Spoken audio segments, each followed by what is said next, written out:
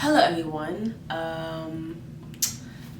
Today's video I'm going to be talking about my New York City horror roommate story. Now I have so many, but this one is where it all started. This is my first time moving out to New York City. I live in New York City my entire life, but moving out on my own in New York City by myself.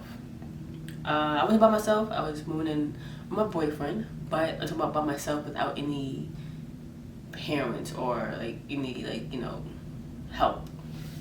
So I moved to New York City in Flatbush in a 3-bedroom apartment with 2 other people. So in total it would be my boyfriend, me, a woman named Karen, and a guy named Anthony. Okay, so we would all share a 3-bedroom apartment, and me and my boyfriend obviously would share one room. So the room was about $800, something like that, and it was a really big, spacious room. A really good deal that I don't see anymore in New York City. But this was like years ago, where rent was a little cheaper, especially in Flatbush. It wasn't as gentrified back then, and like they definitely pushing gentrification now in Flatbush and trying to like all these new buildings are popping up. But back then it was an old building and the rent was really cheap. For a 3-bedroom, it was cheap. So we moved in with the woman named Karen and Anthony, and everything seemed fun at first. The only thing is, me, my boyfriend, and Anthony were all in our 20s. We were all in our 20s, and Karen was, I'm pretty sure, in her late 50s. 58, I think.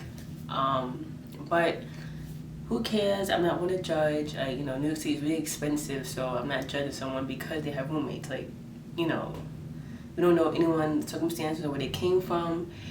And maybe she came from the state and she went to live in New York City now. So who cares, So, we didn't think anything of it. We just, whatever. This was a 3-month sublet, and we would be staying there for 3 months. And if we wanted to, we had the option of renewing the lease at the end. So we was taking over the old tenants whose name was still on the lease because they got their own new apartment somewhere else, and we took over their but they sold it to us in the meantime. So that's that story.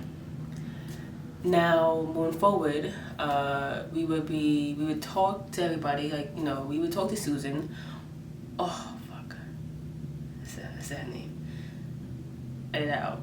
We would talk to Karen and be really nice to her. We would, ask her where she's from, what she's doing, how her day's going, and we was more friendly to her than the other roommate.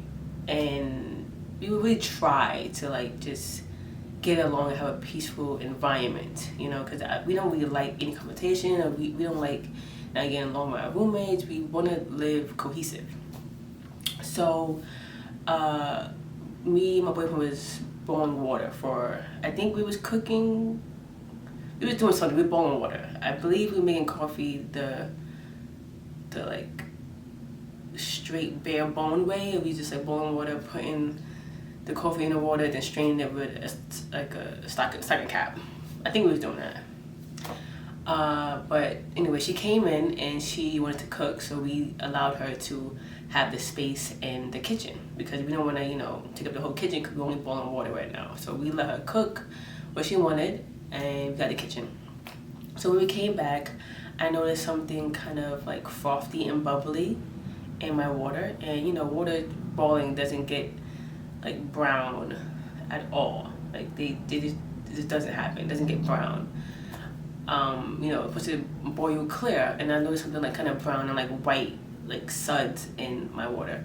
And at first I'm thinking, is that spit? Is that spit? But I don't thinking negative. I have a tendency of overthinking things, and sometimes my intuition tells me things and I don't really like listening to it because sometimes I feel like it's so far out there that I'm like, no way someone would do that. But in my mind, I really did think it was spit. But I was like, why would she do that? We talked to her, we phoned to her, like, why would she do such a thing? So I, I was on to that. I just poured the water out because I don't want to accuse someone of doing something that could have been made up on my head. So I just poured the water out and I boiled it again. But in the back of my mind, I was like, that looks like spit. Like, I know what spit looks like, and that looks like spit. And especially in like something like clear, like water, it looks like spit. But I struggled off. I was like, whatever, it's in my mind, stop being crazy, don't think like that, stop thinking negative, everything's okay. So, in the 2-month mark is when things started getting a little weird. So I had braids. I braided my hair in box braids. Every black girl knows, box braids is a protective style, and it's something that you put in your hair when you just don't want to do it. You want to protect your hair from the environment and let it grow. So I did that because I worked crazy hours and I didn't have any time to do my hair. So the entire time of living in that apartment, I had my hair in a protective style, like braids, because I did not want to do my hair. And at the time, I was going to school and working, so I did not have time to do my hair at all. Okay, so the bathroom would get, kind of dirty. Like, there would be rolls of toilet paper, like the cardboard at the end of the roll around, and it'd be kind of hair everywhere, and like footprint marks in the bathroom, right? And the thing is, we live with 4 people, that's kind of bound to happen. Like, unless you set a schedule of cleaning, or who cleans the bathroom, stuff like that. You take turns, but stuff, we just didn't incorporate that because it was a short lease. But I myself did try to clean the bathroom, sometimes, and I try to clean it, especially with my busy schedule. Me and my boyfriend would try to clean it, but the other roommate didn't, and I'm pretty sure she didn't either, because we were the ones who took the initiative and cleaned it. But it would still get dirty after a couple of like days, and hair would accumulate in the not sink, but tub, and all these things. So one day I see her throwing out the rolls of like cardboard at the end of the cardboard toilet roll things out in the hallway really aggressively, and she's like sweeping hard, like just like throwing shade and like just like mumbling under her breath, like she's fucking people dirty, blah blah blah blah blah, just being really passive aggressive. And like previously, before this, she was really passive aggressive. We would hear her stomping, slamming cabinets, but we just put it off like, well, that she's crazy, whatever. Like, I'm not dealing with that. But today was when she finally showed her true colors. She was really passive aggressive, just causing a scene basically.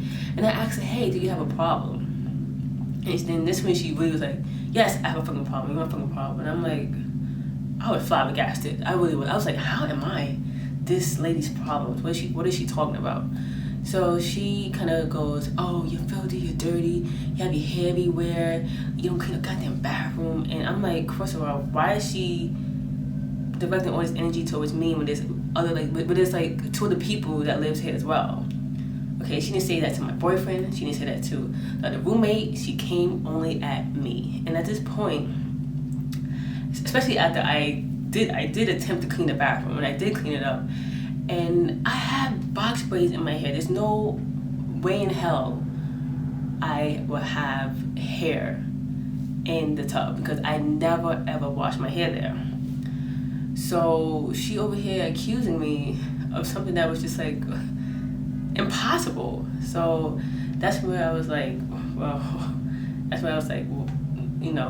talking to her like, what are you talking about? Like, that's not true. And she started cursing at me, so I started cursing her back, and that's when I really just lost it. I was going to beat her up. I was going to actually fight this woman, because she was really coming at me sideways, and she was just talking all this shit and saying all these like things to me that I was like, whoa, I didn't know you felt that way about me.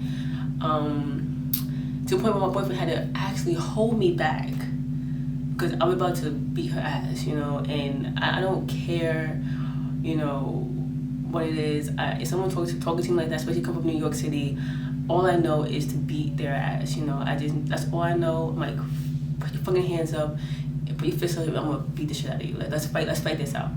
But I didn't do that, okay? My boyfriend held me back, which I'm happy that he did, because at the end of the day, if I did beat her up, she would have cried her white woman tears to the cops, and she would have, you know, got off scot-free, and I would have had a record. So thank God for, you know, not resorting to that. Thank God he held me back and I didn't fight her. But overall, you know, she really resorted to calling me all types of names. To call me ghetto, ratchet, and all these slurs that's just like, first of all, I'm like, really? You really resorted to calling me that because, like, I'm a black woman? And that's all she could say. She found anything that she could say to me because, I don't know. And the fact that the energy was directed towards me and no one else in the house, when I was really nice to her and I really tried to, like, understand where she was coming from, really took me back a minute, because I was like, wow, like, when I finally tried to be nice to somebody, they turn around and do some shit like this.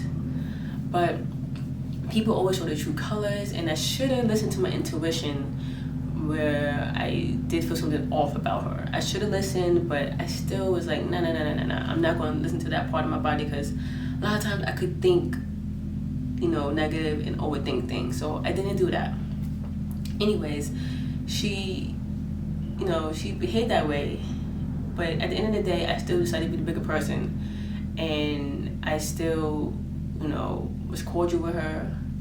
I still said hi. I still did these things because I didn't want to live. I was living with this person, okay? I don't know what she was capable of, so I didn't want to, you know, cause any more problems. So I still was cordial and, you know, all those things. Well, over the course of time, I started noticing big water bugs in my room. AKA, water bugs are not water bugs, they are roaches. But New York City call it water bugs because they don't want to call it roaches because, you know, it's disgusting. But they are roaches, and I know they are roaches. Roaches like this big in my room next to my bed where I sleep at. And I kept noticing them. You know, I don't like bugs, I don't like roaches. They make me crawl. I did not like them. And I even told her that I don't like roaches or rodents or anything like that, and she knew that. But over the course of time, I started noticing these roaches, and I kept noticing them in my room dead. But I was like, oh, whatever. I kept shutting stuff off, because at this point in time where I was at, I had no time. I was working and going to school, and I was just fatigued. I didn't want to, like, think about those things, because I was thinking about so many other things in my life. So I said, whatever. But, you know, I kept noticing them, and it was really weird that they kept dying in the same exact spot. So at the end of the lease, we actually told the tenant that subletted to us the situation with Karen, and she goes, oh yeah, like, because kicker, that woman was her ex-girlfriend's mother, and she, as a favor, let the ex-girlfriend mother have a room at her apartment. And she was like, oh yeah, like, her daughter always talked about how her mom had problems, how, like, you know, she's crazy. And I was like, what the fuck? Like, you could at least give us a warning, you know? This fucking woman was, like, causing all this fucking problem here, and she wasn't even, like, at least like, your real girlfriend's mother at the time, your current girlfriend mother at the time. And I was just like, what the fuck, man? Like, why didn't we get a warning? So at the end of the lease, she left maybe about a week earlier than us. And right before she left, I swear to everything, I found another roach right by my bed. And she left it there and moved all her shit out, because at that point, when I saw it, I knew it was her, because it kept happening. But she made sure this time to leave it there again She moved everything out, and I never saw her ever again. So I'm pretty sure that she did that. I just know she did. And if anyone else in the comments thinks she did it, let me know, because I know I'm not crazy, okay? So this entire time, this woman probably was doing passive aggressive stuff to us, and we didn't even know. Like the spit, the roaches, like, you know, just slamming things or being loud. Like, entire time, it finally made sense. You know, I was like, wow, I was living with someone crazy, and you know, it wasn't even my fault. Because a lot of times I think I provoked things or it was my fault, but I think that like confirmed that it had nothing to do with me. That this woman probably just has a mental problem, and you know, sometimes you gotta just like whatever. People dealing with their own thing. That's it. And I'm gonna resort to violence, but she was gonna get her ass beat if she touched me. It would have been a problem. But yeah, that's my New York City roommate horror story, volume 1, because I have so many more, because I've been living on my own in New York City for a hot minute, and I have so many stories to tell you guys, but I can't put them all in this one video because they're very long and so many details I have to say. So stick around for the next roommate horror story, and please comment, subscribe, leave a thumbs up, and have a good day. Thank you. Bye bye.